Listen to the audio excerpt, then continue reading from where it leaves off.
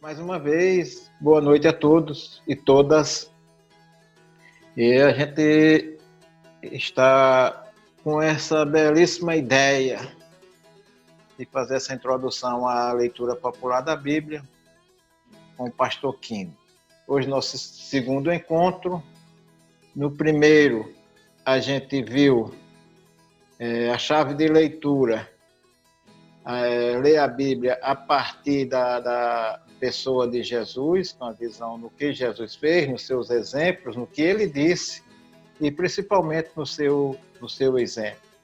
Isso vale tanto para a leitura mais antiga do Primeiro Testamento, já que a gente, tanto na Igreja Católica quanto no CEBI, principalmente no CEBI, a gente está adotando uma nomenclatura voltando a chamar de Primeiro Testamento para não se dar uma ideia de antigo tão ultrapassado, já que a gente recorre tanto a esses livros. Eu acho bem justo a gente chamar de Primeiro Testamento e tirar esse pejorativo. Hoje, o nosso encontro tem como tema: a Bíblia apresenta projetos conflitantes entre si.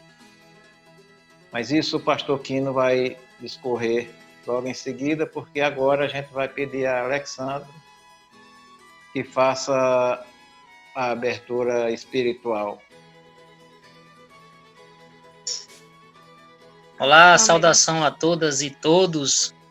Eu sou Alessandro. Não vou ligar minha câmera porque aqui na minha residência está sem luz, né? É um problema. Mas tem internet, que é importante. Então, eu sou liderança da comunidade indígena aqui de Abaré, e vivo junto nessa caminhada, assim como vocês também, né? Faço parte do grupo de jovens,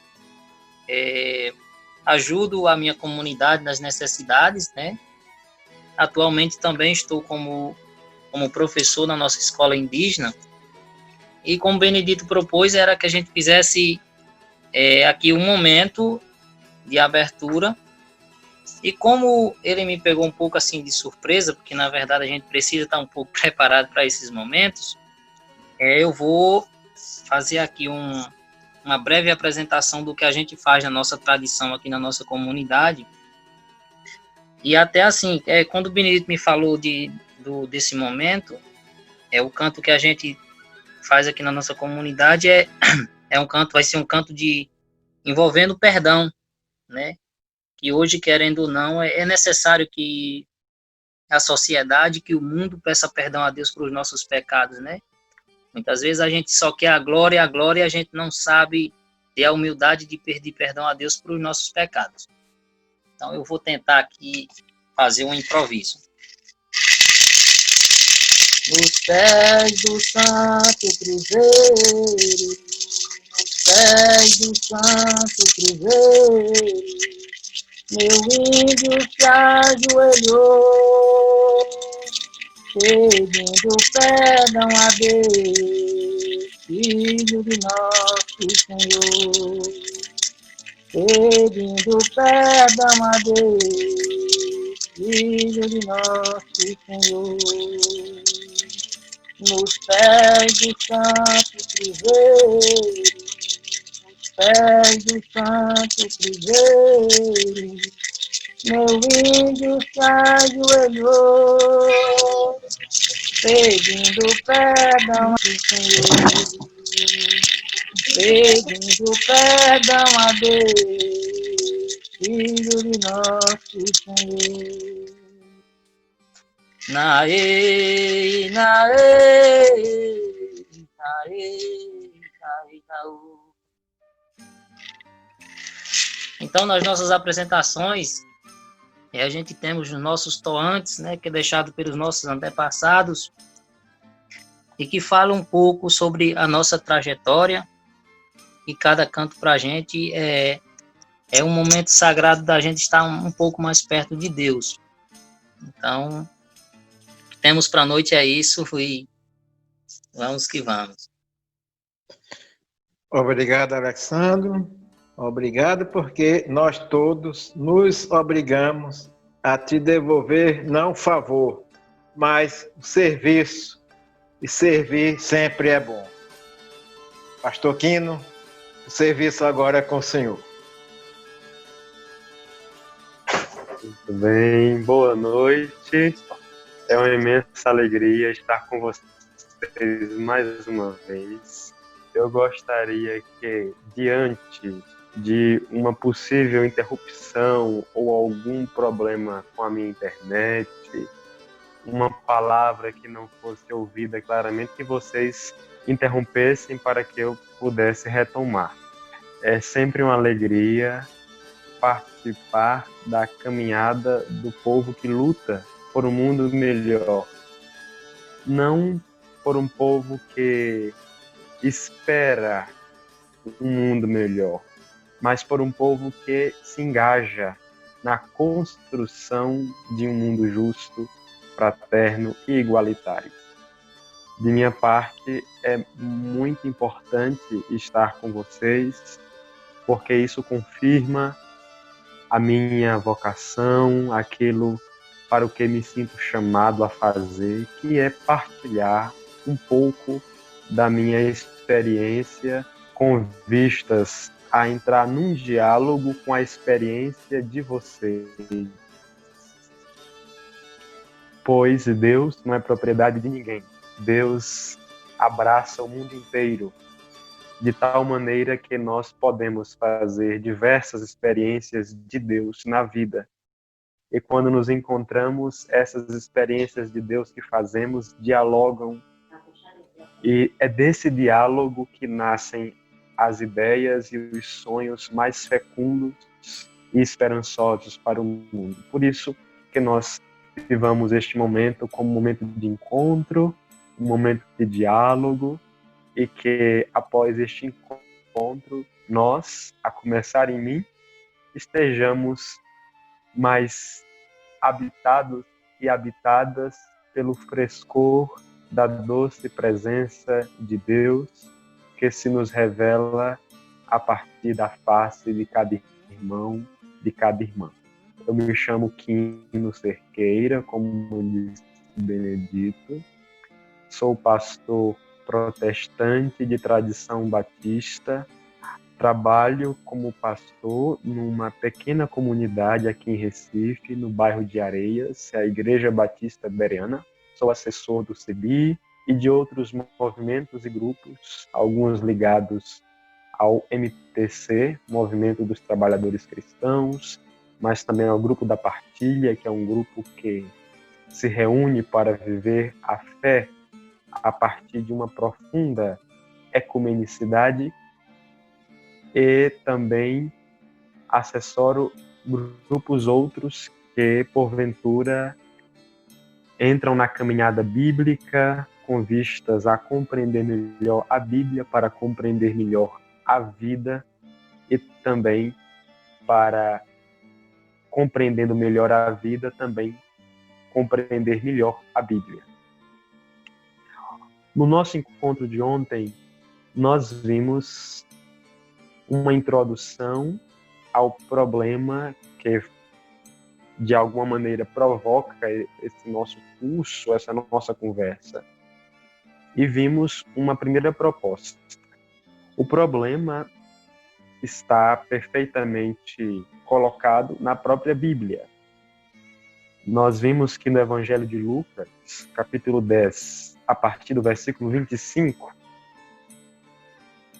nós lemos uma narrativa de um perito na lei, um doutor na lei, isto é, um teólogo daquela época, que se aproxima de Jesus e pergunta a Jesus o que ele deveria fazer para herdar a vida eterna. E Jesus, então, faz duas perguntas àquele doutor da lei. A primeira pergunta é: o que está escrito? E a segunda pergunta é: como lês? E nós vimos que o doutor da lei responde bem à primeira pergunta: o que? O que está escrito? Ele responde com uma belíssima síntese, dizendo que o que está escrito é amar a Deus e ao próximo. ele faz uma síntese, ele funde esses dois mandamentos num só. E Jesus aprova o doutor da lei. Diz muito bem, faze isto e viverás. Mas o doutor da lei revela um outro problema que eu habitava. Ele pergunta, e quem é o meu próximo? Observe que o doutor da lei sabia o que estava escrito, amar a Deus e amar ao próximo, mas não entendia bem o significado da palavra próximo na Bíblia e na vida. Por isso, o problema do doutor da lei não tinha a ver com o que estava escrito na Sagrada Escritura. O problema do doutor da lei tinha a ver com o como ler, isto é, o como interpretar. Nós vimos em nosso encontro passado que a expressão grega pos anagnoskes, que foi traduzida em algumas Bíblias por como lês, também pode ser traduzida por como interpretas. E essa segunda tradução parece mais apropriada, até mesmo porque o ato de leitura é sempre um ato interpretativo. E o doutor da lei lidava com esse problema. Em nossas comunidades de fé, não raras vezes ocorre o mesmo. Nós sabemos o que está escrito. Na missa, ouvimos a proclamação do Evangelho e as outras leituras. Nos cultos protestantes, a mesma coisa. Creio que todos e todas nós que aqui estamos seríamos capazes de recitar versículos, ainda que não literalmente, mas passagens bíblicas, contar histórias do Primeiro Testamento, do Segundo Testamento, enfim. Mas quando se trata de interpretar essas narrativas, esses ensinamentos, nós acabamos lidando com um problema, que é o problema da interpretação. É por isso que nós podemos dizer que a Bíblia se assemelha a uma casa repleta de cômodos cujas portas estão fechadas. Para descobrirmos o que está por trás dessas portas, faz-se necessário que nós disponhamos de chaves para abrir tais portas. Enquanto não abrimos as portas, nós ficamos a imaginar o que está por trás das portas. Ora, numa casa, há portas mais importantes que outras. Por exemplo, a porta que nos dá acesso ao quarto e à cozinha me parece ser mais importante que a porta que dá acesso à sala, por exemplo, pois nós podemos viver sem sala, mas a cozinha é lugar para preparar comida, o quarto é lugar de repouso, enfim. A Bíblia tem, sim, algumas portas mais importantes que outras, devido ao fato de serem portas que dizem respeito, que têm a ver com assuntos fundamentais. Por isso, o nosso curso apresenta e discute sucintamente 4 chaves para abrir portas da Bíblia. Poderíamos tratar de muitas outras chaves, mas penso que essas 4 devem ser vistas como um ponto de partida. E o desejo que está no meu coração é que, a partir dessas chaves e de outras chaves que você já tem, a leitura da Bíblia que nós fazemos se torne mais fecunda, mais consciente e mais sensível à vida de hoje, mas também à vida daquela época, para que haja um verdadeiro diálogo, um verdadeiro encontro de experiências.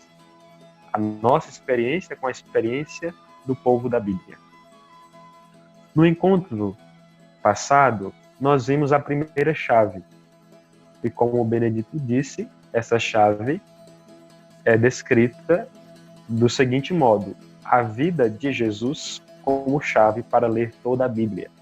A vida de Jesus aqui significa tudo o que Jesus disse, tudo o que Jesus fez, o modo como ele se portou diante de si, dos outros, das estruturas de poder, o seu compromisso com os pobres, etc. Ou seja, a vida de Jesus é tudo o que ele fez.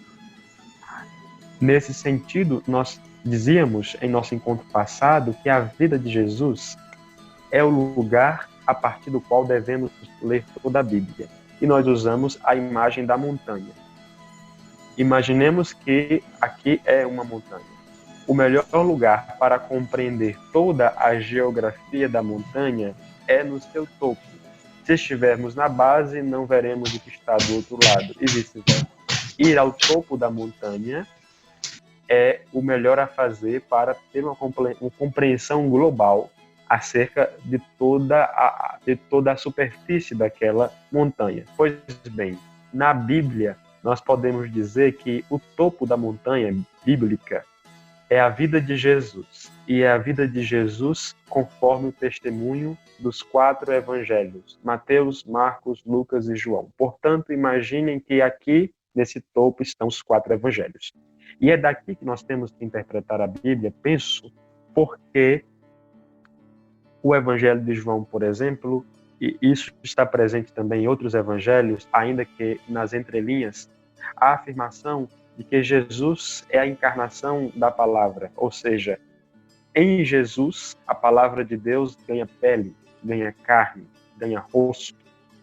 A partir de uma ótica cristã, vejam bem, a partir de uma ótica cristã, quem quiser saber quem é Deus deve olhar para Jesus e para aqueles e aquelas nos quais Jesus habita, que são os pobres deste mundo.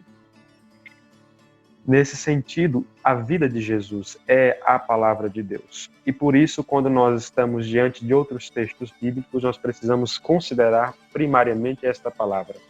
E nós falávamos de um exemplo. Há salmos que nós chamamos de salmos imprecatórios. São salmos que invocam pragas e pestes sobre os inimigos do povo de Israel. E nós nos lembrávamos aqui de um fato de um dirigente de uma igreja que convidou os fiéis a orar como o salmista.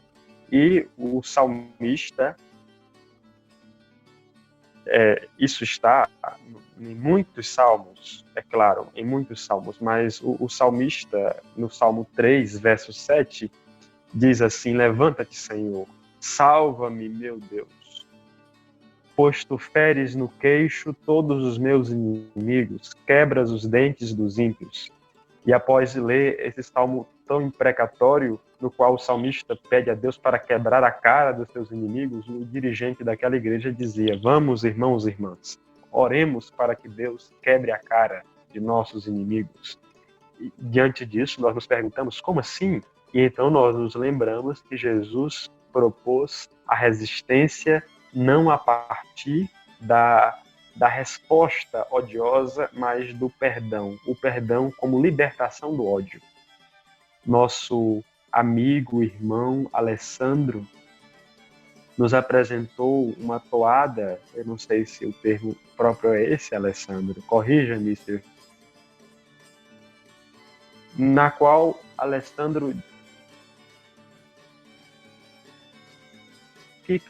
assumir uma atitude passiva, cabisbaixa diante do mal.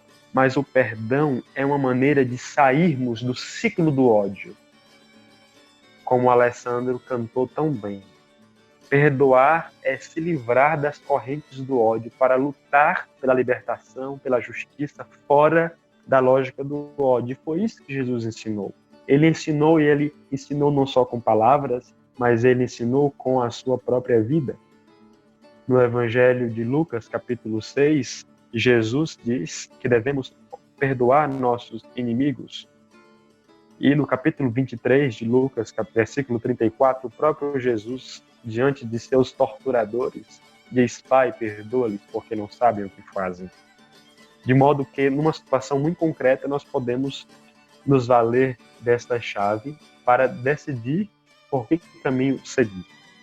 Uma outra questão que nós colocamos a título de exemplo ontem é o fato de que algumas cartas atribuídas a Paulo tratam de questões claramente conflitantes com aquilo que Jesus ensinou. Algumas cartas atribuídas a Paulo prescrevem o silêncio para as mulheres. As mulheres não podem falar na igreja. Se elas quiserem aprender, que perguntem a seus maridos. Algumas cartas de Paulo dizem isso.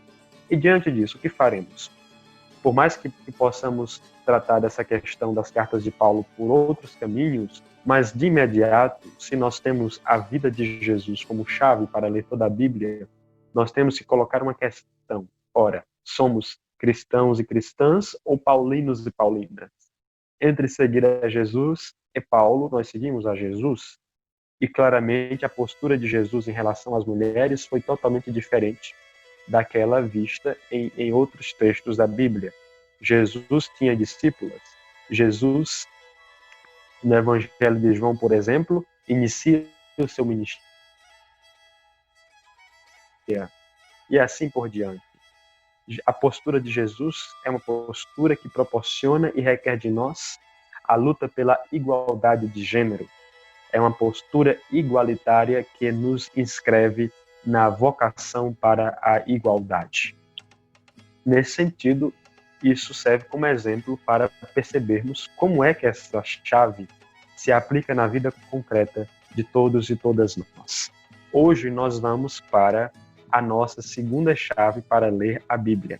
Conforme nosso irmão Benedito anunciou, a nossa chave vem explicitada do seguinte modo: a Bíblia apresenta projetos conflitantes entre si. Ora, nós carregamos memórias de pessoas que lutaram pela justiça, como também de pessoas que fizeram do ódio a sua pauta principal. Particularmente, lembro-me com muita ternura de pessoas dulcíssimas que faziam de suas vidas verdadeiros poemas de amor e resistência. Mas, por outro lado, lembro-me, não com tanto prazer, de pessoas que, por razões a mim desconhecidas, viveram, respiraram e agiram conforme o ódio, a ganância e a intolerância. A Bíblia também é assim. A Bíblia é um livro de memórias. E a Bíblia é um livro de memórias que abarca mais ou menos um período de 1000 anos. Por isso nós podemos, de algum modo, chamar a Bíblia de Diário de 1000 anos.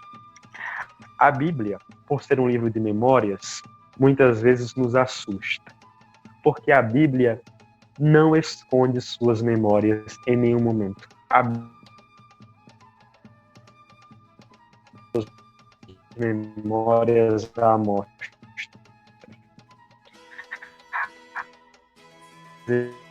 Deles, a vida de Jesus é a principal, é importante. A mais bela memória são as das quais a principal é a vida de Jesus, servem para nos ensinar como viver hoje, para nos ajudar sobre como viver a vida hoje e as ajudar a identificar o que no hoje da vida, no presente, ameaça e diminui a vida. Portanto, a Bíblia nos ajuda a nos tornarmos de discernir. Eu tenho insistido que na primeira carta de João, capítulo 1, versículo 5, nós lemos Deus é luz. E a melhor tradução para essa expressão Deus é luz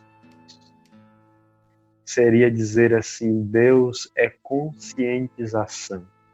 E isso já está presente em salmos, como por exemplo o Salmo 119, versículo 105, verso 105.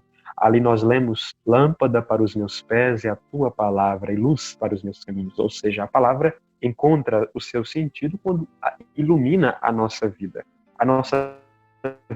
concreta, quando nos ajuda a caminhar. Por isso, tanto as boas memórias da Bíblia como as memórias que eu estou chamando de más, servem para que nós percebamos o que na vida deve ser assumido como pauta e o que deve ser evitado, o que deve ser posto sob suspeita.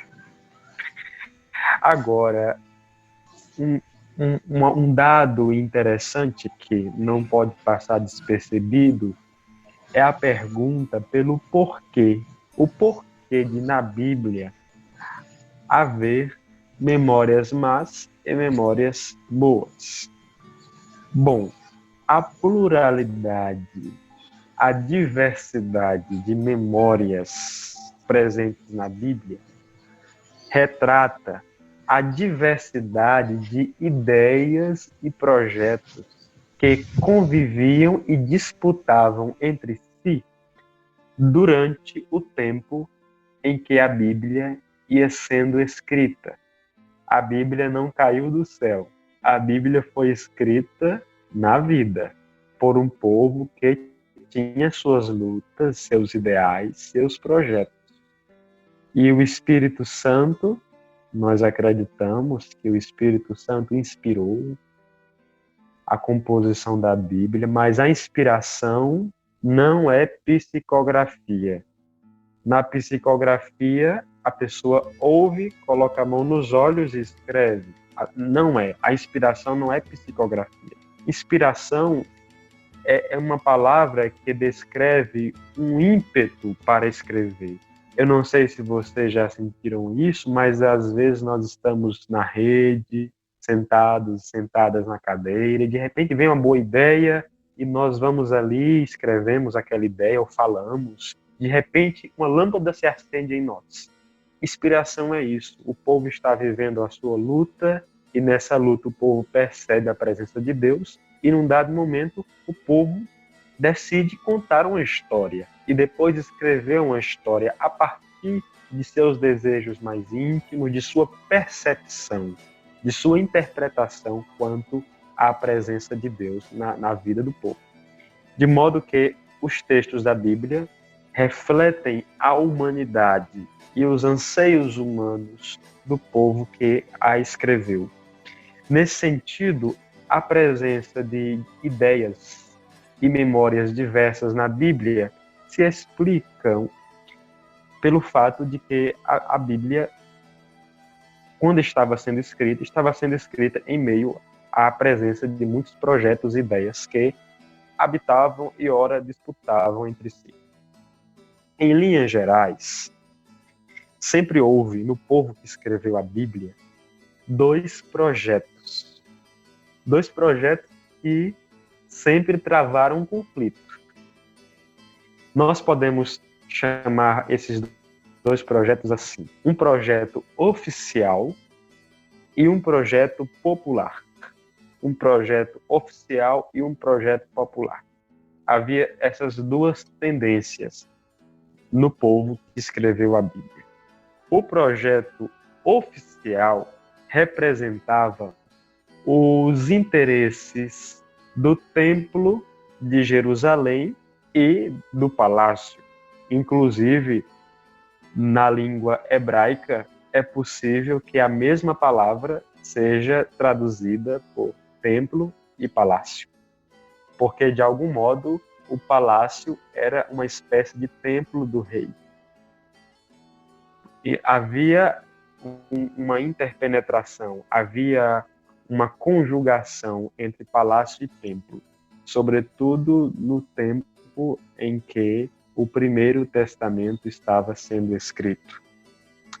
Enquanto o projeto oficial representa os interesses do templo e do palácio, o projeto popular reflete os sonhos de liberdade e de justiça dos camponeses empobrecidos e explorados pela lógica do templo e do palácio. Isso está presente na Bíblia. Então, só recapitulando, a Bíblia apresenta memórias diversas, ideias diversas. Essas ideias têm a ver com o fato de que, quando a Bíblia estava sendo escrita, havia diferentes projetos que entravam em disputa e em conflito. Esses projetos podem ser separados em dois grupos. Uma linha mais oficial, representada pelo palácio e pelo templo, e uma linha popular, representada sobretudo por camponeses que sonhavam com liberdade e justiça. Dito isso, penso que podemos agora irmos nos aproximando da própria Bíblia e percebendo onde é que isso aparece. Obviamente, são muitas referências e não penso que seja didático aludir a todas elas hoje, mas o texto que lhes enviei pode lhes ajudar nisso. Eu vou destacar apenas algumas. E se vocês estiverem com suas Bíblias em mãos, nós vamos fazer algumas consultas em alguns textos, apenas algum, a título de ilustração. Passemos aos exemplos. Agora eu vou fazer paralelos aqui entre as ideias do projeto oficial e do projeto popular. Isso está presente na Bíblia. Uma observação importante é que isto não está claro muitas vezes. É preciso perceber nas entrelinhas, porque nem sempre a Bíblia é clara. A Bíblia às vezes fala de maneira indireta, por insinuações. Por isso é preciso prestar bastante atenção para perceber essa dinâmica. Pois bem, projeto oficial. O projeto oficial defende o genocídio total dos habitantes de Canaã, terra para a qual o povo de Israel foi após sair do Egito. Esse projeto defende o genocídio dos habitantes de Canaã e mais, esse projeto vê a religião de Israel como a única manifestação legítima de Deus. No livro de Josué, por exemplo, vemos os israelitas assassinando ao fio da espada homens, mulheres, crianças e animais na terra de Canaã. E mais adiante, lá pelo capítulo 24, versículos 14 e 15, nós vemos uma postura profundamente intolerante em relação aos deuses dos povos daquela terra. Eu gostaria que nós conferíssemos Josué, capítulo 6, versículo 21.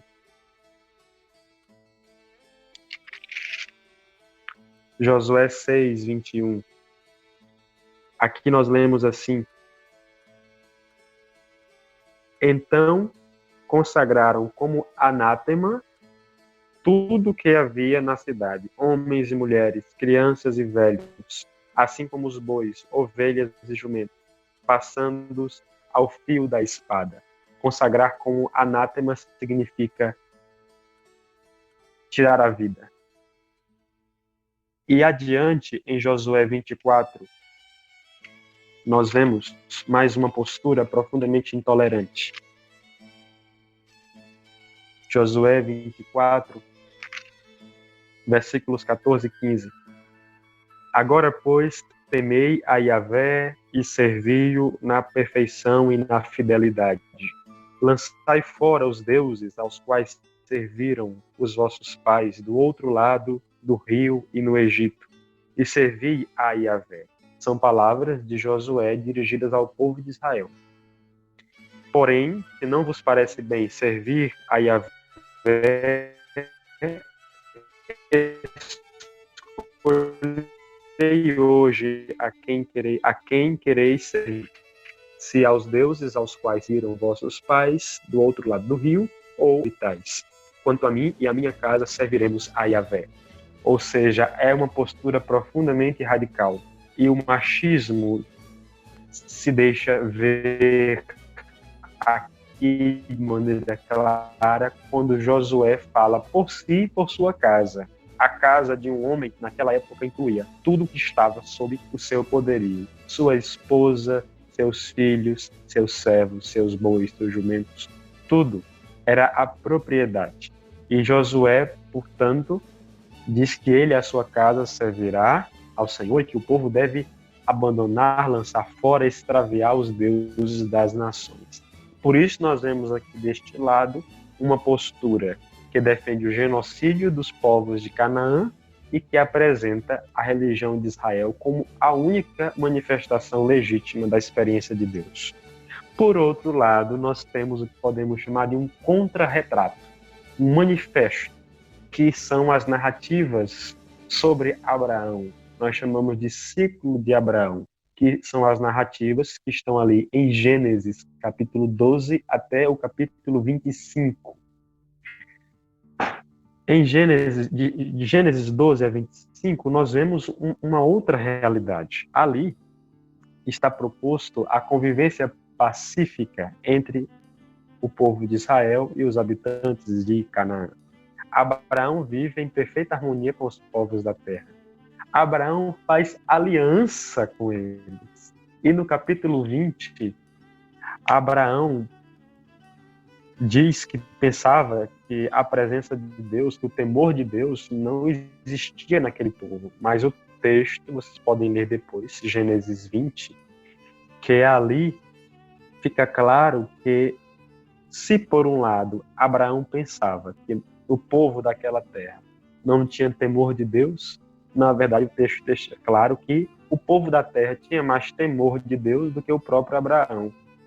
Ou seja, as narrativas de Gênesis 12 a 25 apresentam os povos estrangeiros sob uma ótica muito positiva e reconhece a presença de Deus na vida desses outros povos.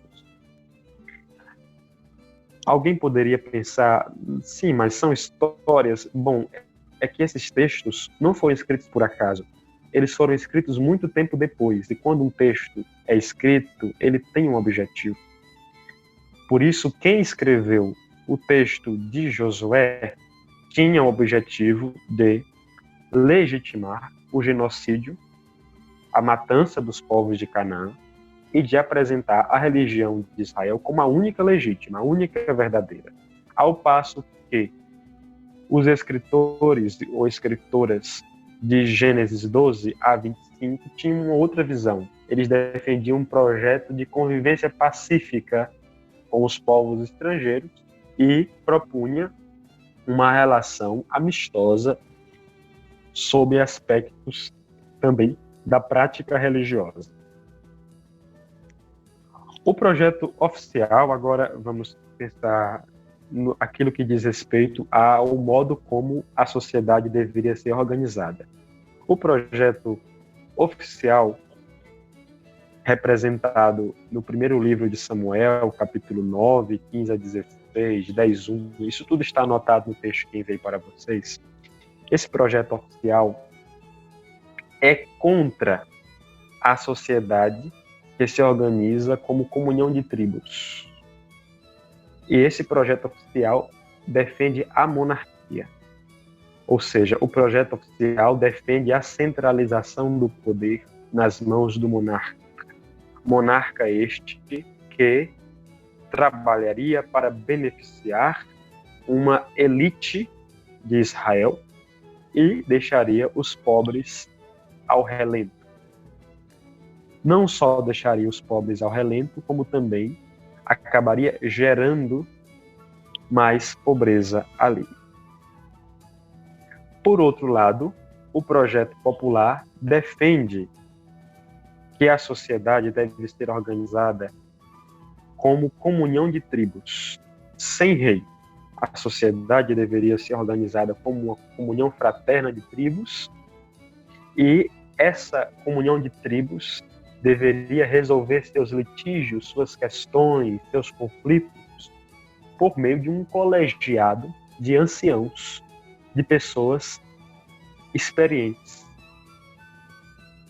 Por isso, aqui nós encontramos um contraste. O projeto oficial pensa na centralização do poder e o projeto popular pensa numa comunhão de vida. Uma comunhão de tribos que resolve seus conflitos por meio de discussões de um colegiado elegido e reconhecido pelo povo. Nós também podemos falar sobre a visão que esses projetos tinham do templo e do palácio. O projeto oficial, conforme 1 Reis 6 a 7, o projeto oficial vê as regalias, o luxo do palácio e do templo como sendo vontade de Deus. Vocês podem perceber em 1 Reis, capítulos 6 e 7, que a construção do templo por Salomão é apresentada como se fosse a vontade de Deus, e Deus se agrada daquele palácio, das pompas do templo. Mas o projeto popular aparece presente no próprio livro dos Reis, no capítulo 12, por exemplo, e também nos profetas, como Isaías, capítulo 1, versículo 12, 66, 1 e 2. Esses textos apresentam o palácio e o templo não como sendo vontade de Deus, mas como sendo fruto da exploração e do pecado. O livro dos Reis nos faz perceber que Salomão levou 7 anos para construir o templo. E quantos anos para construir seu palácio? 13. 7 anos construindo o templo, 13 anos construindo seu palácio. A construção do templo de Jerusalém não foi à toa. Até então, o povo vivia seus rituais culticos no âmbito familiar. Cada povo, em suas propriedades, celebravam ali a fé. Mas isso dificultava a coesão política do Estado. E a única maneira, ou a maneira mais eficaz encontrada pela monarquia, foi centralizar o culto em Jerusalém. Por isso, a construção do templo em Jerusalém centralizou o culto ali. Adiante, como nós vemos no livro do Deuteronômio, o culto foi mais reforçado ainda quanto à sua centralidade ali em Jerusalém. E a centralidade do culto tinha como finalidade assegurar a dominação por parte do monarca. Ora, os sacerdotes, os levitas, o povo que servia no templo, que trabalhava no templo, era, na verdade, um povo que vivia como funcionário do rei e fazia o que o rei mandava, salvo raras exceções. Por isso, o templo servia como braço de dominação religiosa da monarquia. Agora, o capítulo 12 do Livro dos Reis deixa claro que tudo isso foi fruto da exploração feita por Salomão. Salomão morre e seu filho Roboão assoma ao trono. O povo então chega e diz assim: Roboão, nós vamos concordar que tu sejas rei sobre nós, mas por favor, alivia os impostos, porque teu pai agravou profundamente o nosso jugo tributário. Roboão se nega a atender o povo, e isso faz com que a monarquia se divida. E aí passa a existir o Reino do Sul e o Reino do Norte.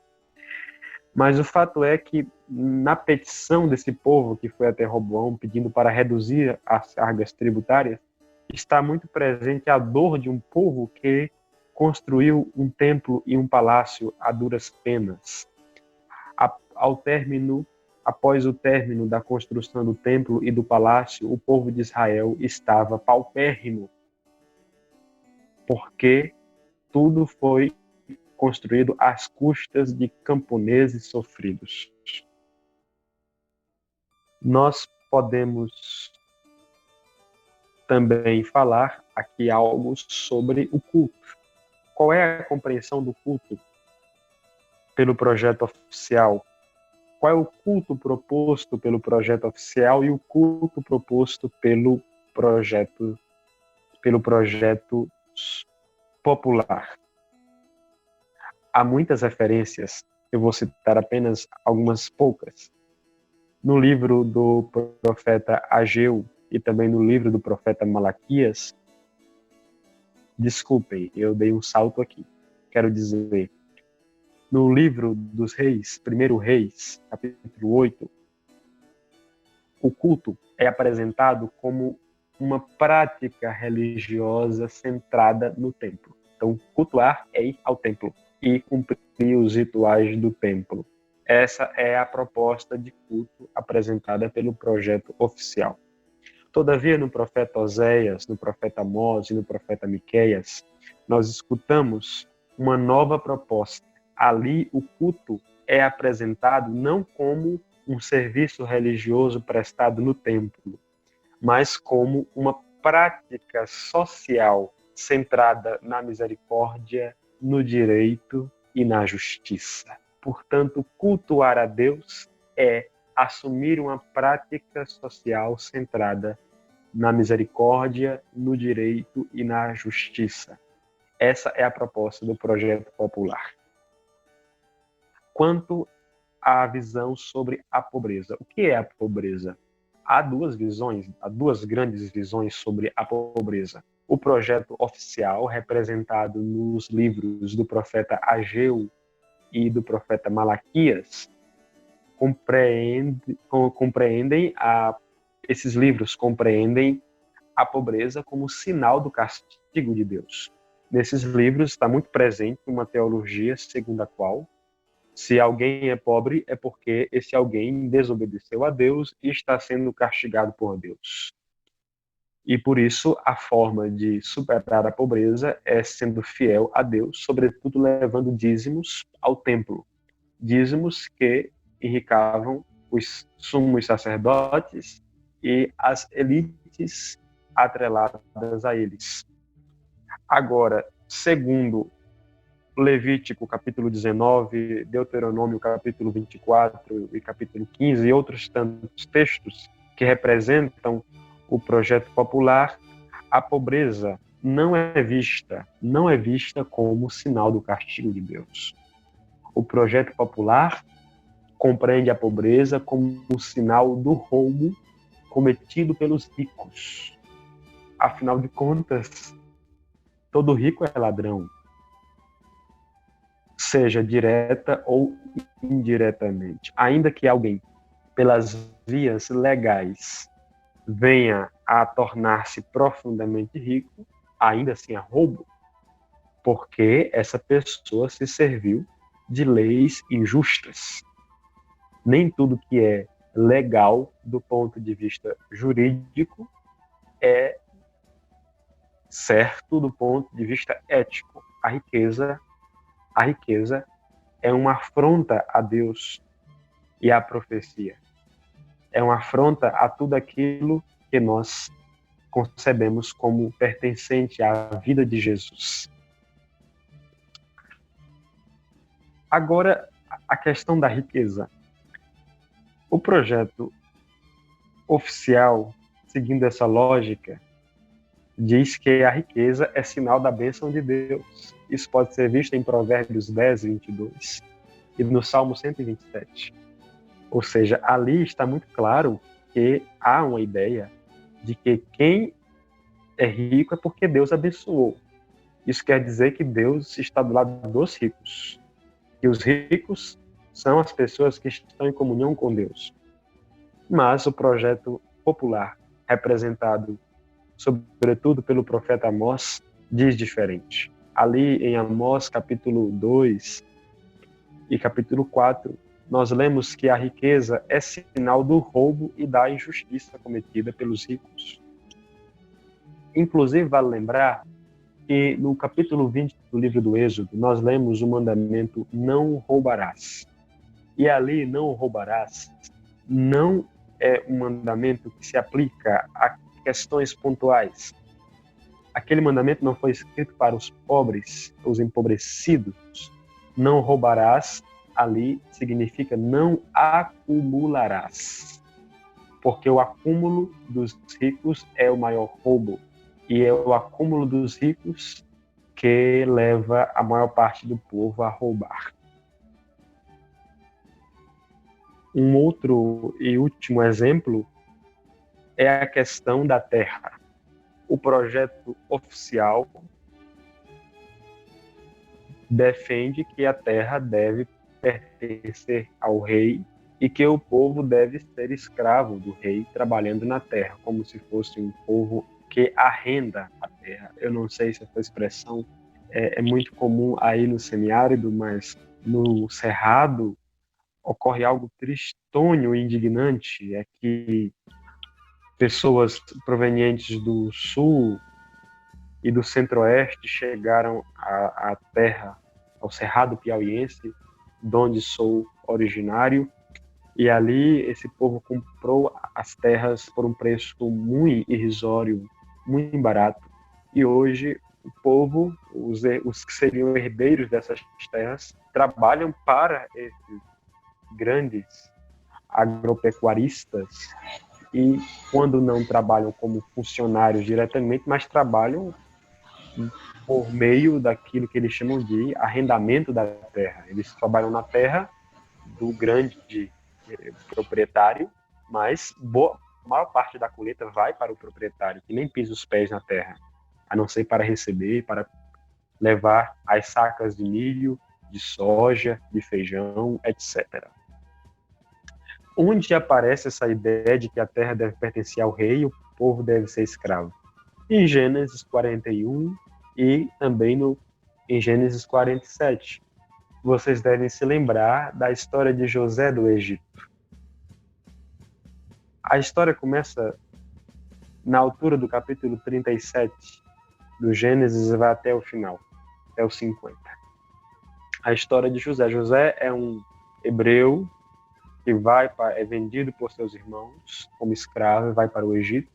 Ali José passa por momentos dificílimos, mas num dado momento o faraó tem um sonho e José interpreta o sonho do faraó, e ao interpretar o sonho para o faraó, faz com que o faraó, rei do Egito, fique sabendo que haveria 7 anos de fartura e 7 anos de fome em toda a terra conhecida, não só na terra do Egito. E então José dá um conselho para o faraó. Que o faraó construa celeiros e armazene muitos grãos durante os 7 anos de fartura, para que, durante os 7 anos de fome, de carestia, o Egito possa vender grãos para os próprios egípcios, como também para outras nações. A política de José é terrível, porque José não partilha essa informação com ninguém, ele diz apenas para o faraó. Por José não partilhar essa informação, ninguém acumulou, só o faraó. Quando vieram os 7 anos de fome, o povo do Egito e outros povos tiveram que vender o que tinham para comprar comida no Egito. Eu sei que ao final dos 7 anos de fome, diz o texto do Gênesis, o povo chegou até José dizendo que o dinheiro acabou, não temos mais dinheiro para comprar grãos do Egito. E então José faz uma proposta imoral, que é a proposta de dizer assim: vendam suas terras para o faraó e eu vou ceder grãos para vocês. Eu sei que ao final dos 7 anos, o povo não tinha mais terra. O povo que antes gozava de certa autonomia, agora não tem mais. A terra do povo passou toda para o faraó. E mais tarde, a política terrível de José acaba agravando a situação e comprometendo até a presença do povo de Israel ali, que acabou sendo escravo. José, por isso, representa esse projeto que quer concentrar a terra na mão do rei e fazer do povo escravo, serviçal, subalterno do rei. Por outro lado, o livro do Deuteronômio, capítulo 1, versículo 25, o capítulo 15 também, 1 Reis 21, ali nesses textos nós vemos uma outra ideia, uma ideia que representa o projeto popular. Ali se defende que a terra é dádiva de Deus. A terra é uma dádiva de Deus. É um dom de Deus. E porque a terra é uma dádiva de Deus, a terra pertence a todo o povo. A rigor pertence a Deus, mas todo o povo pode fazer usufruto da terra. E o povo deve viver nessa terra em liberdade. É o que propõe um projeto popular. Acho que esses exemplos bastam por enquanto. Agora, diante disso, nós temos que nos perguntar pela postura de Jesus diante desses dois projetos que estavam presentes no tempo em que Jesus viveu. Nós vimos em nosso encontro passado a vida de Jesus como chave para ler toda a Bíblia. Vamos fazer uma aplicação disso agora. Ora, esses dois projetos estão presentes na Bíblia e temos que fazer a pergunta: por qual deles terá optado Jesus de Nazaré? Quando lemos os evangelhos, percebemos claramente que Jesus assumiu, continuou e aperfeiçoou o projeto popular. Esse é o primeiro dado. Jesus assume, continua e aperfeiçoa o projeto popular. Isso é importante, porque nos mostra que Jesus tem lado. E o lado de Jesus é o lado popular. Jesus nunca está do lado dos poderosos. Basta lermos que Jesus dialoga com a mulher samaritana em João 4, que era profundamente inaceitável para a época, porque as mulheres já eram desprezadas e as samaritanas mais ainda eram comparadas com cães, para que vocês tenham uma ideia.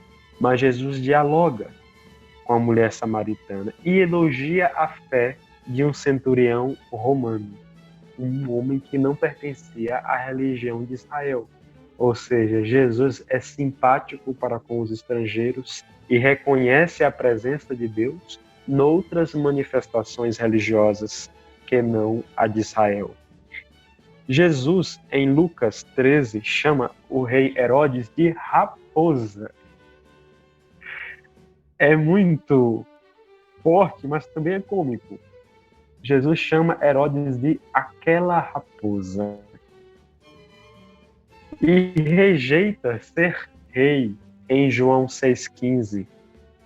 E rejeitando ser rei, Jesus convida à comunhão solidária, como nós vemos em Marcos 10, 35, 45, João 13, 1 a 20. Jesus rejeita o poder, chama o rei Herodes de raposa e convida o povo a uma comunhão solidária, ou seja, Jesus assume e atualiza o ideal da organização da sociedade como comunhão fraterna. Jesus abomina a centralização do poder. Jesus também tem uma visão quanto ao templo. Jesus denuncia a quadrilha do templo. Isso é visto em Marcos 11, em Mateus 21, em Lucas 19 e em João capítulo 2. Jesus chega a dizer que o templo havia sido transformado num covil, numa cova de ladrões. E isso é muito forte, porque o templo era o símbolo da coesão nacional. O templo reunia o povo em Jerusalém e facilitava o governo. E após denunciar o templo, Jesus convida o povo a viver o culto não como serviço templário, serviço religioso no sentido estrito do termo, mas convida o povo a viver e a cultuar a Deus praticando socialmente a misericórdia e a justiça, como nós vemos em Mateus 9 e também em Mateus 25. Portanto, cultuar a Deus é praticar a justiça, é assumir a misericórdia como paradigma de vida. Quanto à pobreza, Jesus afirma que a pobreza é fruto da injustiça mascarada de piedade religiosa e que o reino de Deus pertence aos empobrecidos. A pobreza não é um fato dado. A pobreza é um fato criado. A pobreza é fruto de um projeto oficial e injusto, perverso, que já vem sendo implementado desde tempos longínquos. E após dizer que o reino é dos pobres, Jesus convida a viver a fé na partilha dos bens. A maneira de testemunhar a fé é partilhando os bens, conforme Lucas capítulo 12, versículos 22 a 34. E Jesus afirma com muita força sua opção fundamental pelos pobres, em Lucas 14, 12 a 14. Não se trata de opção preferencial pelos pobres. É opção fundamental. Não se trata de preferencial, porque Jesus não optou pelos ricos e também pelos pobres, nem pelos pobres e também pelos ricos. Ele optou pelos pobres. E quando um rico quer seguir a Jesus, ele precisa abrir mão de sua riqueza e assumir um compromisso para erradicar a pobreza. Por isso é a opção fundamental pelos pobres. E Jesus, na belíssima oração do Pai Nosso, ensina a pedir pela vinda do reino. Venha a nós o teu reino, seja feita a tua vontade, assim na terra como no céu. E pedir a vinda do reino pode parecer algo muito piedoso, e o é de fato, mas é mais que isso.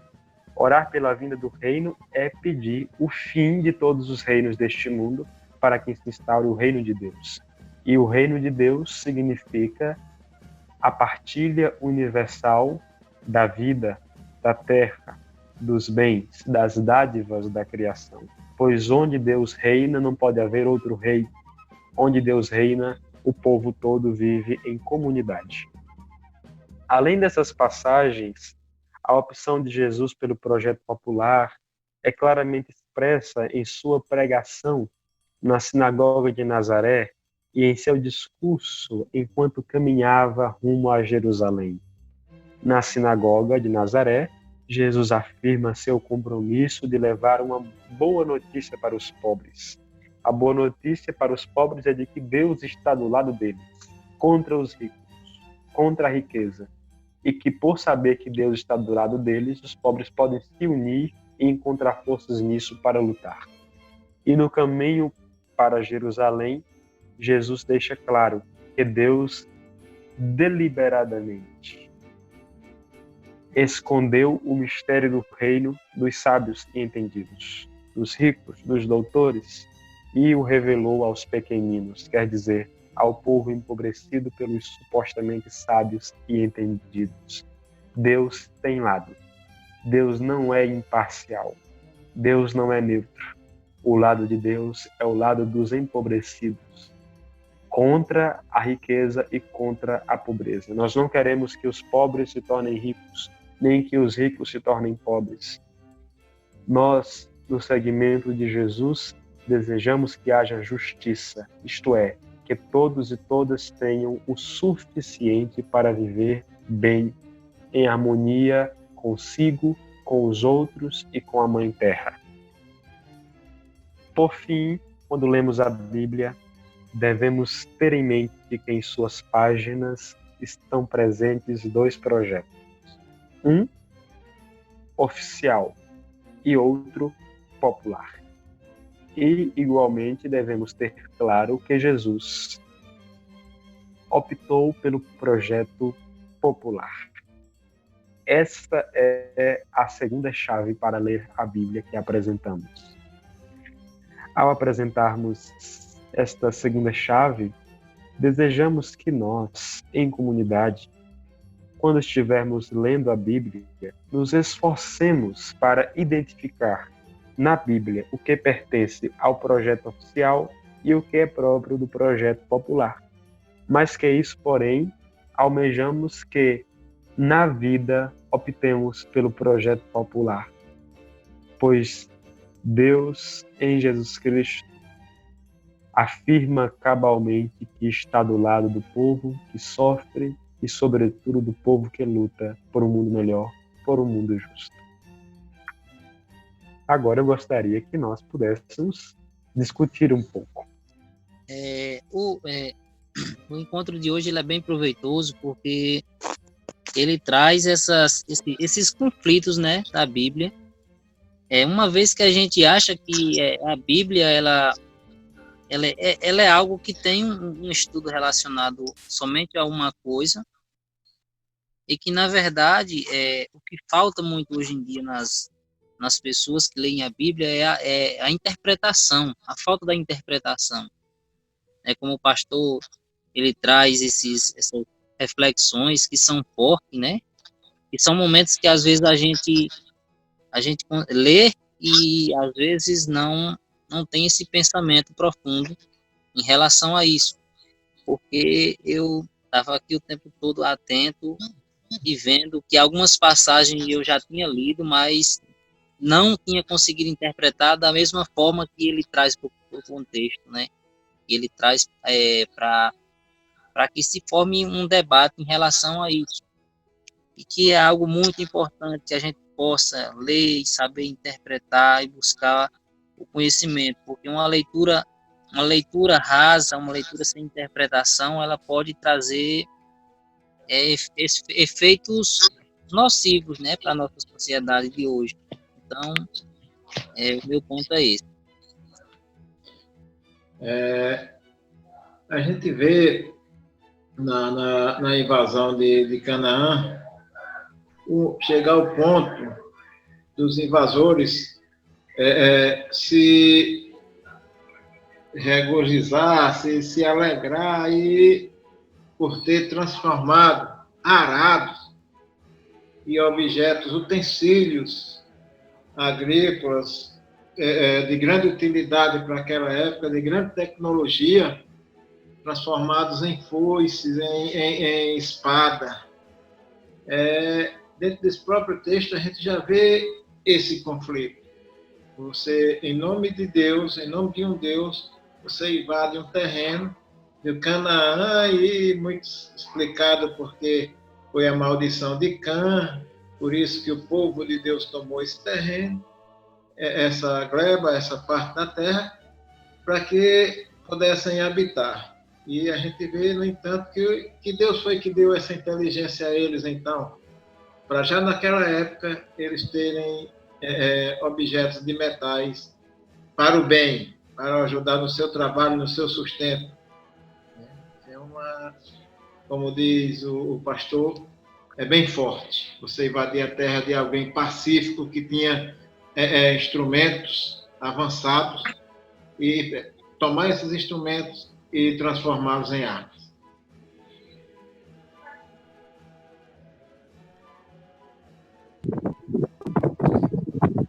Olá, eu quero iniciar agradecendo a Deus, né, pelo nosso irmão Quino, que consegue fazer a gente fazer uma profunda reflexão. Eu lhes confesso que, ouvindo a palavra, estava dando um frio na minha barriga, porque eu estava fazendo uma leitura, né, das lutas sociais.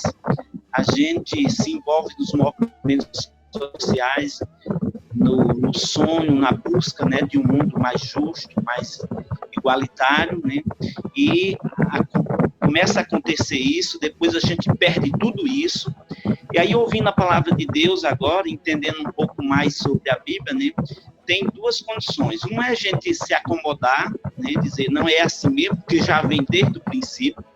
O outro é se encher de força, né, para poder reconquistar, né, esse direito, que é um direito divino, né, da vida, né, da gente poder ter água, ter alimento, ter terra para trabalhar, né. Então, fica em mim exatamente isso, né, a vontade da gente reconquistar esses espaços, né, de poder cantar, de poder se alimentar e poder, né, louvar a Deus, né. Mas é um desafio bem legal, né? Gratidão pela oportunidade. Então eu faço uma ligeira consideração sobre essas três considerações que vocês fizeram. Alessandro, Zezinho e Benedito fizeram observações muito pertinentes.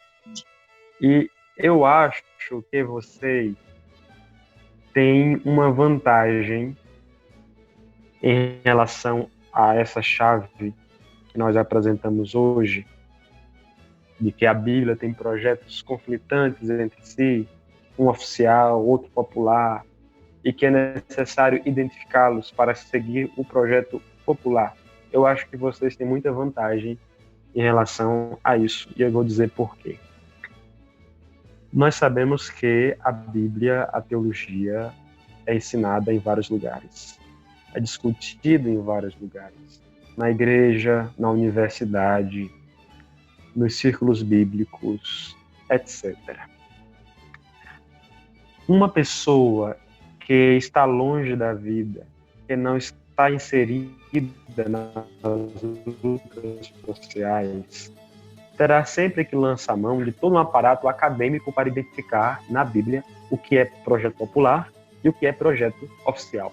Mas quando se trata de um público, de um povo que está ligado à vida, à luta, como vocês estão, como eu estou e como outras pessoas estão, isso se torna mais fácil, porque a melhor forma de identificar na Bíblia o que é do projeto popular e o que é do projeto oficial é olhando para a própria vida de vocês. Ora, vocês estão lutando para que o semiárido seja visto na sua beleza, na sua potencialidade de se viver uma vida ecologicamente sustentável aí mesmo no semiárido.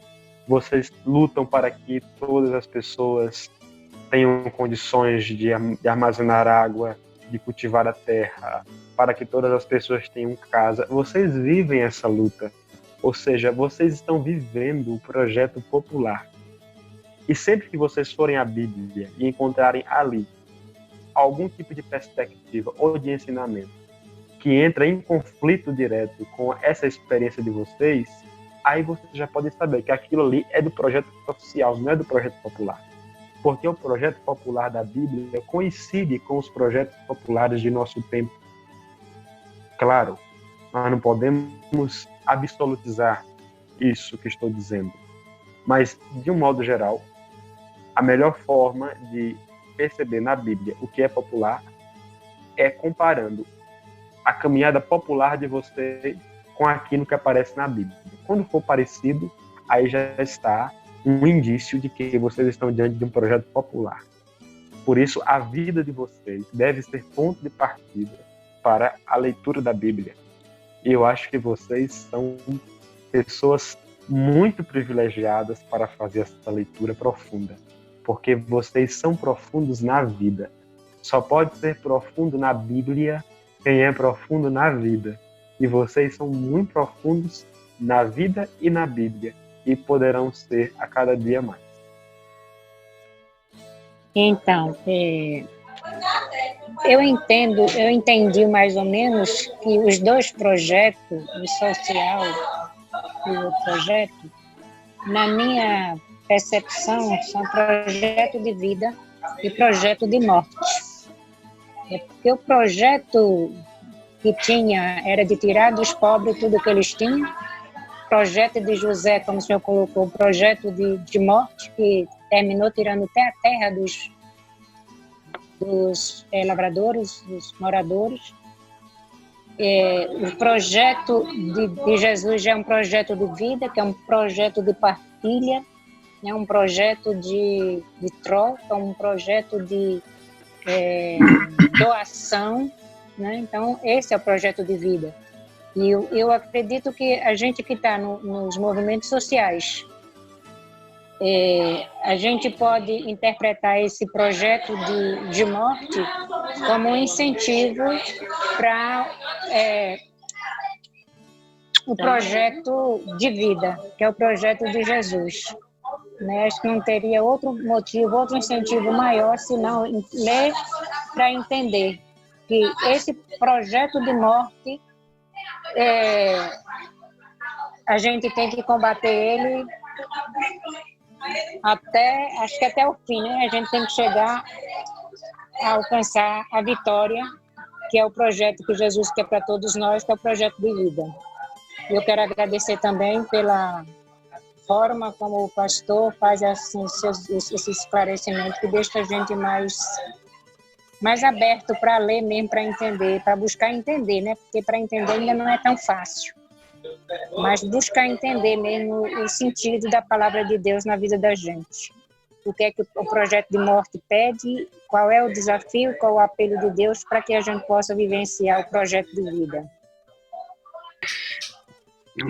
O que nós falamos agora é muito importante. Esses dois projetos que estão em conflito, né? Esse é realmente é o conflito na Bíblia, por exemplo, no Antigo Testamento.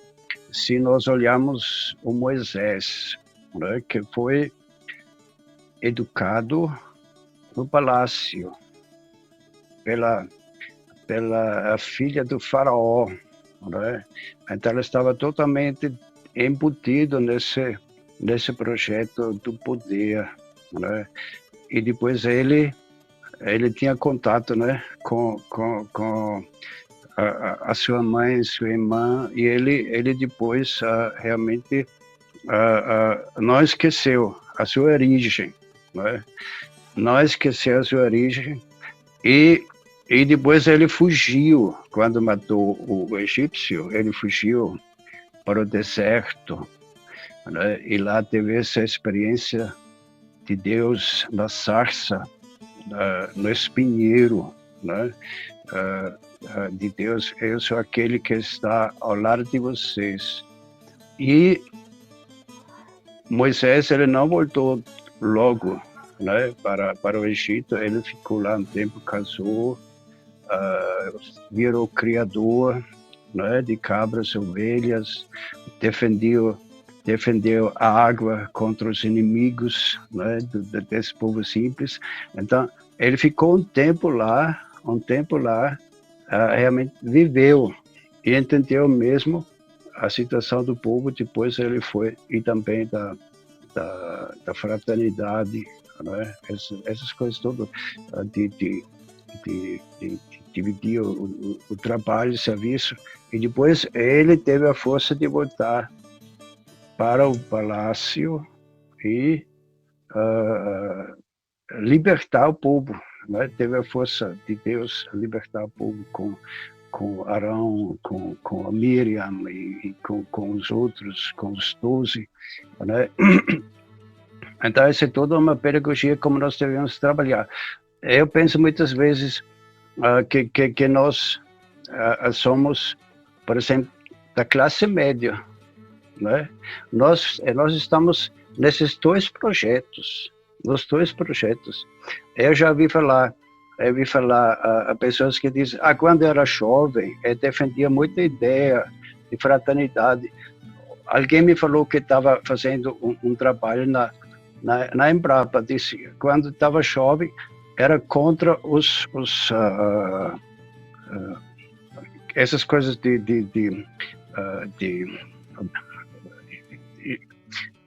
artificiais da genealogia, né? E agora tem que fazer, é a vida, tem que adaptar. Então, muito essa coisa a gente está na vida nos dois projetos, né? E no nosso trabalho, para realmente trabalhar com o povo no semiárido, né? Então nós insistimos muito em conhecer, né? Quando nós começamos o trabalho, ficamos semanas no interior, nas comunidades, andando, né? Os primeiros colegas do IRPA. Então ficamos 3 anos andando, né, no interior, assim, conhecer a realidade. Então, isso também a Bíblia nos inspirou, né? O próprio Moisés. Então,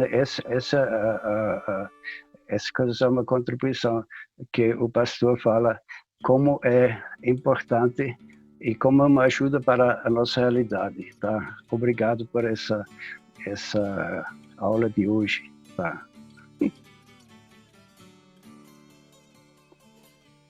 Eu poderia ficar em silêncio já, depois do João, porque é sempre muito bom ouvi-lo. Ele, né, traz contribuições muito boas. Mas eu vou fazer o uso do meu microfone também um pouquinho, para agradecer de novo ao Quino, né? Primeiro, a Deus por ele existir, porque assim, é um retorno, né, a uma tradição de interpretação bíblica que nós já conhecemos, né?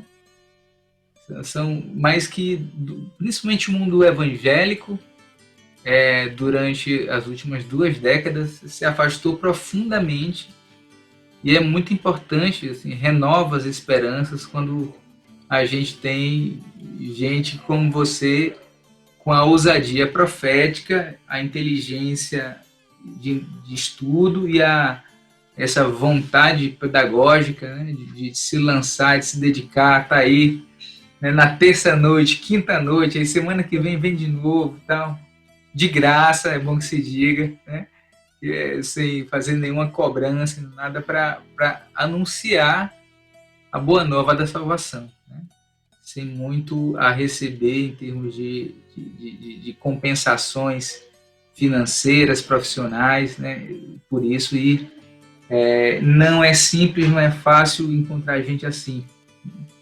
E o jeito que você organizou também, né? Quando eu fui olhando o material, eu digo, tem uma inteligência também na exposição, porque muita gente que estuda a Bíblia hoje, né, foi capturado por uma versão da religião que é a popularização justamente do projeto antivida, né? Do projeto de morte, que tomou conta das instituições religiosas, da cultura religiosa cristã no país, no continente, e é um movimento mundial, na verdade, né? E a gente tem um momento de muita necessidade de profetas, né? De gente, vocês que não conhecem, a maioria conhece já a Alice, esse é o pastor Kina. Prazer, Alice. Olá! E é muito bom o material porque ele começa numa linguagem que não é a linguagem acadêmica, não é a linguagem... fala do projeto popular como o projeto de Deus libertador, do Cristo libertador ao longo da história da Bíblia, e não o contrário. Não está buscando na Bíblia a sustentação do projeto popular, né? Assim, não é no caminho contrário. Então, é justamente operar um desvelamento daquilo que os modelos conservadores, no sentido ruim do termo, né, no sentido retrógrados, daqueles que desejam manter uma sociedade injusta, conservar a injustiça, os privilégios, né, buscam encobrir no texto bíblico, né, porque aí você vê certo culto a figuras do Antigo Testamento nas igrejas, culto a José do Egito, por exemplo, né, culto ao rei Davi e tal, quando o Messias do Antigo Testamento nega a posição justamente de rei, né, e toma a posição de servidor, de serviçal, né? E é esse Messias aí que o Jesus Cristo, nosso palestino, né, criador também de cabras como a gente, né, quem vivia no semiárido como nós, assume para se anunciar como o Messias. E é muito bom no final da sua exposição, a gente fica claro, e tem uma coragem muito grande de dizer algumas coisas, né? Como, por exemplo, a gente não é convidado no Evangelho para fazer pobre rico, nem para fazer rico pobre, né? É uma mudança estrutural que é mais profunda do que essa, né? Ao mesmo tempo que convida a gente a pôr a mão na massa, né? Convida dar o sentido de por que Santinha, sendo uma mulher ligada à igreja desde sempre, foi também ligada à política, né? E à política em todas as suas formas de manifestação. E por que nós, assim como Zezinho, como outros aqui, precisamos hoje fazer isso da mesma forma, né? A gente precisa se comprometer, precisa construir com o nosso corpo o reino de Deus na Terra, né? Muito obrigado, está sendo muito bom, e está sendo bom também gerar esse material pedagógico que fica nas redes e chega nas pessoas, né? As pessoas às vezes saem ali procurando no YouTube, no Facebook, Bíblia, interpretação da Bíblia, e encontra o pastor Kino falando aí na escola bíblica sobre os dois projetos. Isso é muito importante, né? Fico muito feliz e agradeço a Deus por você. Que bom.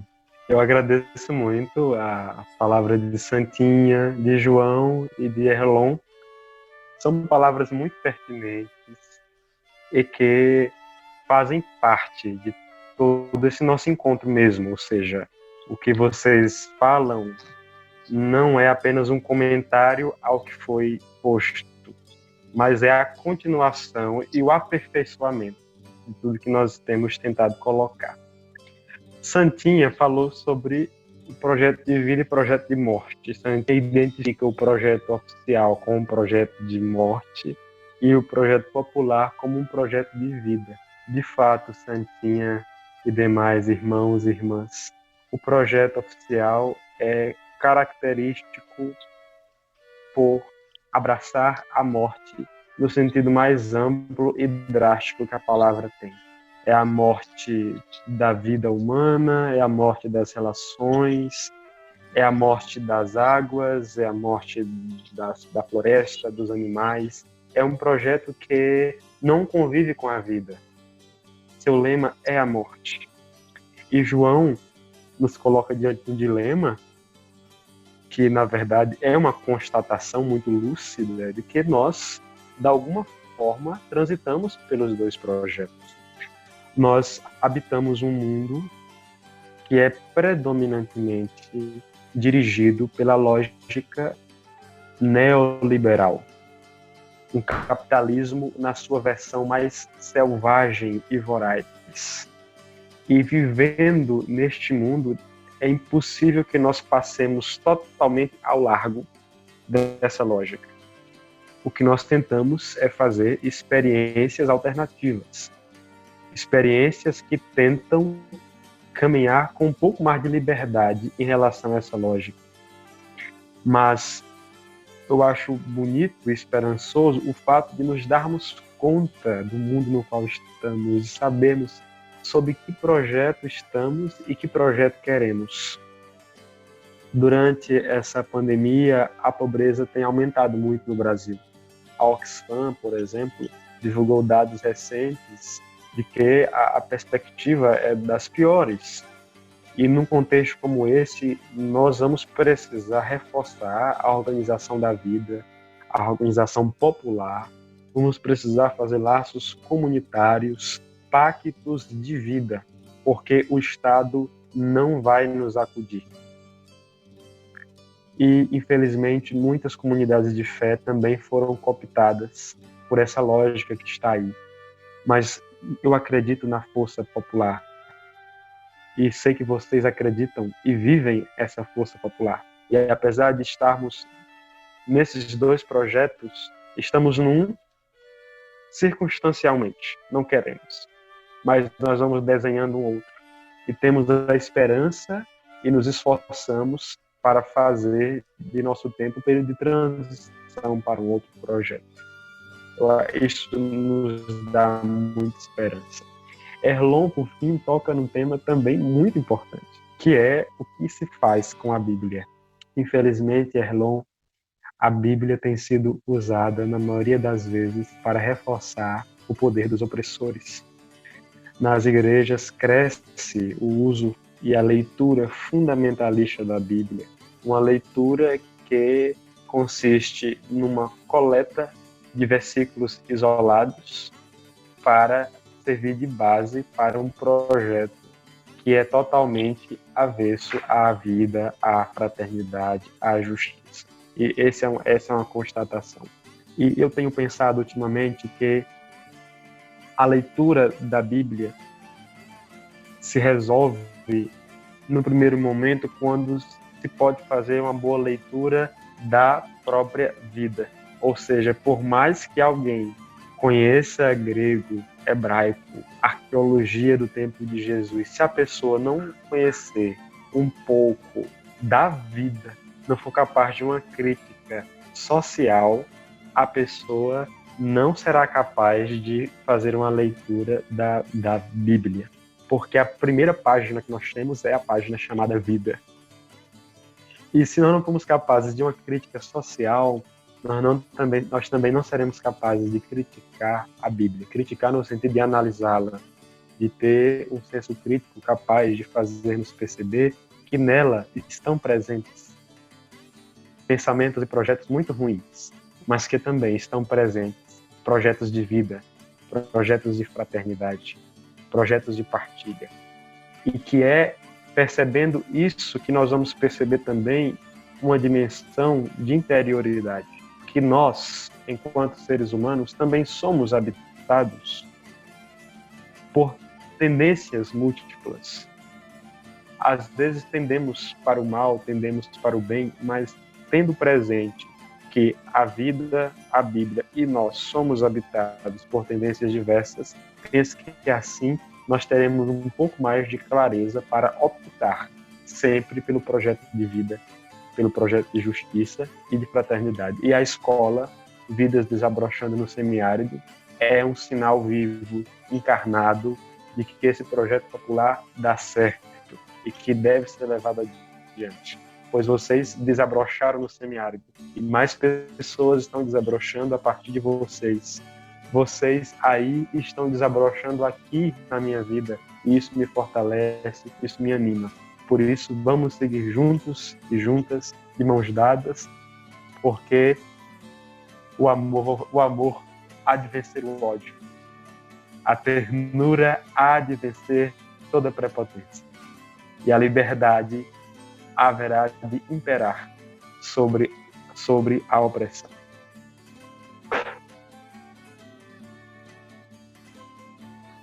Sabe quem está falando, Benedito?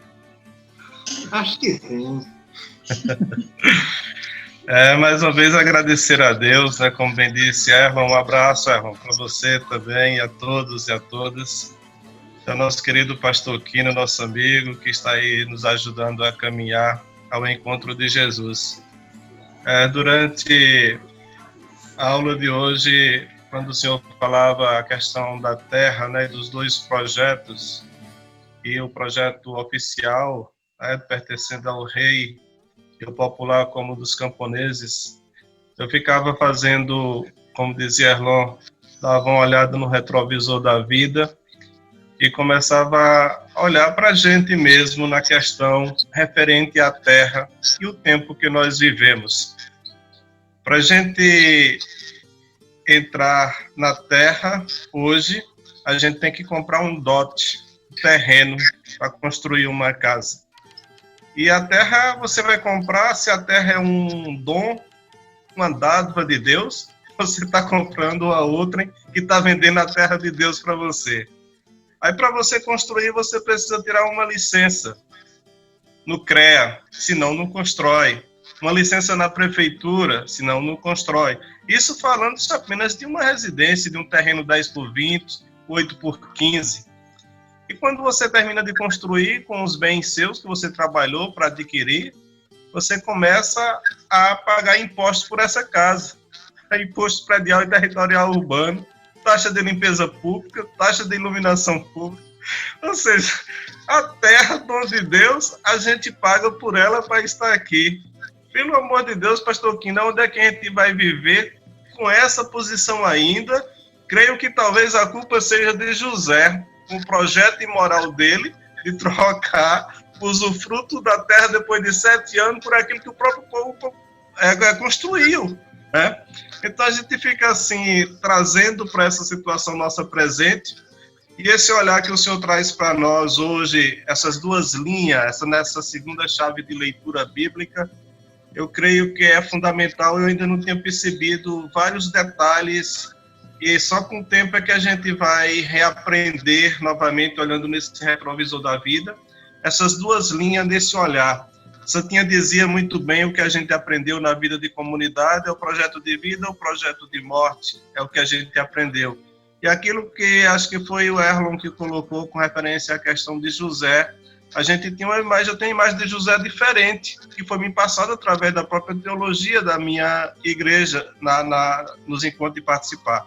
Embora no CEBI a gente alarga e esclarece muita coisa para a gente procurar entender e olhar a Bíblia com a vida. Então o CEBI nos proporciona isso, e o senhor também tem essa oportunidade de fazer com que a gente se deleite nessa abertura, nessa chave, e entrar na sala, nos quartos, na cozinha, no banheiro, da palavra de Deus, onde a gente pode saciar e matar a nossa fome e sede de Deus. Forte abraço para ti, Deus continue sempre te abençoando e continue sempre sendo assim, Quino Cerqueira, como a gente o conheceu. Beijo no coração. Grande abraço, Wilson. Uma alegria imensa acolher suas palavras. A gente tem que ter em mente que tudo isso que a gente está vivendo aqui, tudo que o CEBI nos passa, às vezes de uma maneira que a gente diz que é popular, mas é meio até erudita, a gente tem vários casos. Mas a gente tem que ter a consciência que defender isso também não é tão fácil, né? Porque muitas vezes esse estilo de você defender, você é mal interpretado até pelos seus próprios ouvintes. Muitas pessoas não querem ouvir isso dessa forma, mesmo participando do CEBI há 20, 30 anos. Rejeitam isso.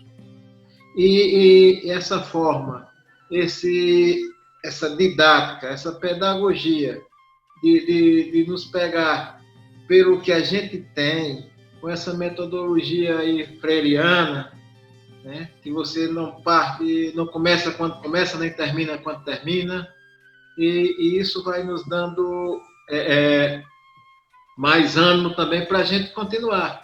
Porque tem vezes que a gente pensa até em desistir, porque muitas vezes seus próprios parceiros que estão com você há 20, 10, 15 anos, começam a dizer que é coisa que você está inventando, está colocando palavras na Bíblia.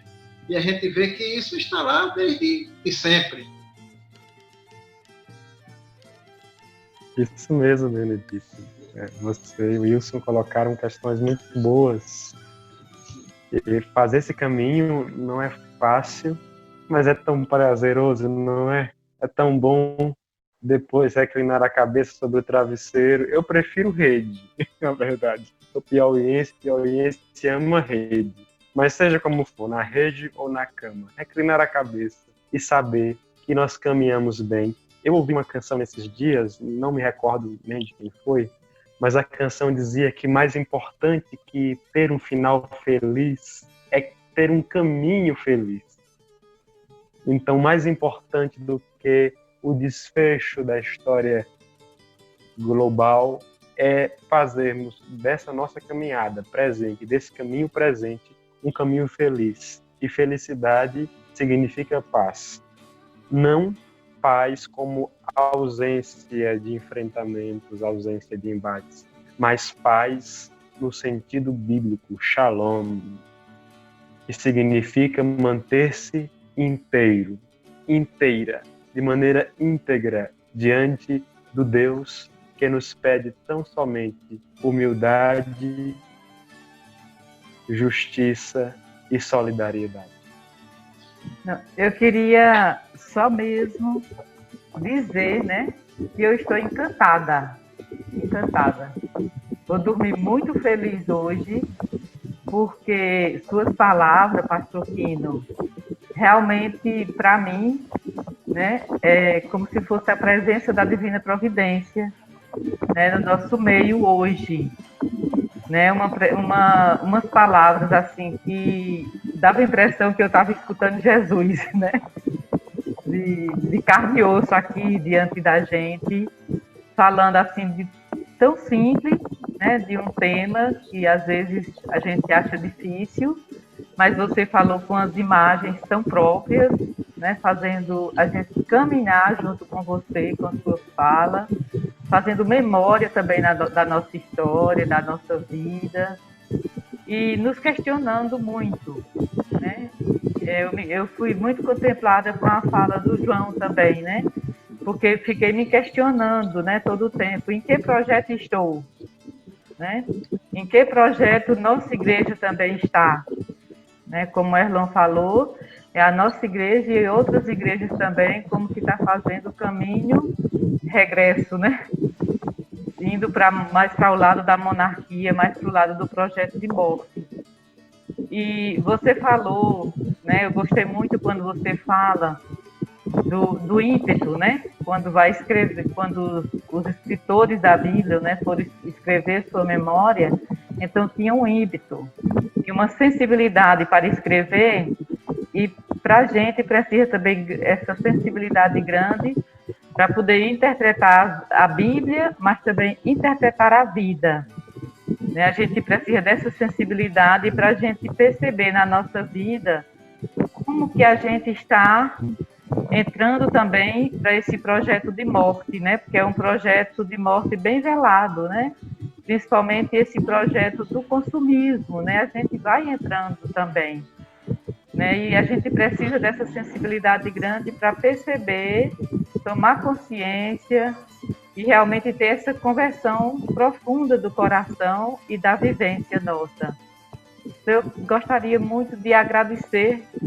Nossa, e fiquei com muita pena de não poder assistir antes, né? Mas com muito prazer vou ler todo e assistir, né, toda a sua palestra da aula que eu perdi. Muito, muito obrigada de coração. Irmã Joelma, eu acolho suas palavras com muita alegria e quero reforçar que vocês perfumam esse encontro, tornando-o agradável e profundo.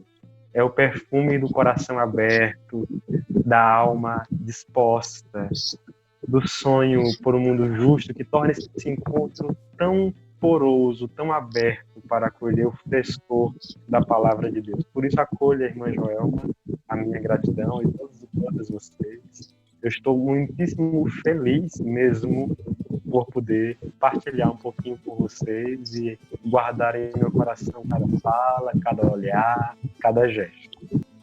Eu desejo que nós todos e todas saiamos deste encontro virtual, mas permaneçamos de mãos dadas em espírito, que nossos corações continuem a bater pela justiça, que nossas mãos sempre estejam estendidas para tocar a pele do Cristo, na pele das gentes empobrecidas, que nossos pés caminhem pelas veredas da justiça e que jamais saiamos do caminho da vida. Que a palavra de Jesus se faça carne em nós.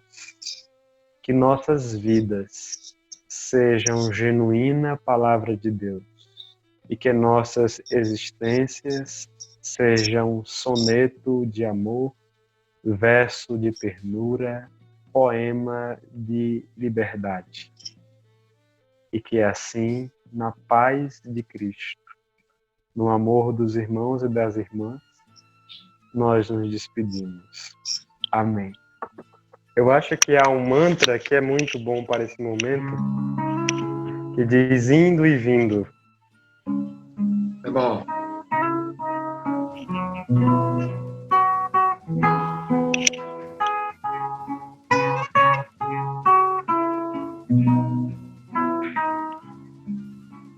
Indo e vindo, trevas e luz, tudo é graça, Deus nos conduz. Indo e vindo, trevas e luz, tudo é graça, Deus nos conduz. Indo e vindo, trevas e luz, tudo é graça, Deus nos conduz. Indo e vindo, trevas e luz, tudo é graça, Deus nos conduz.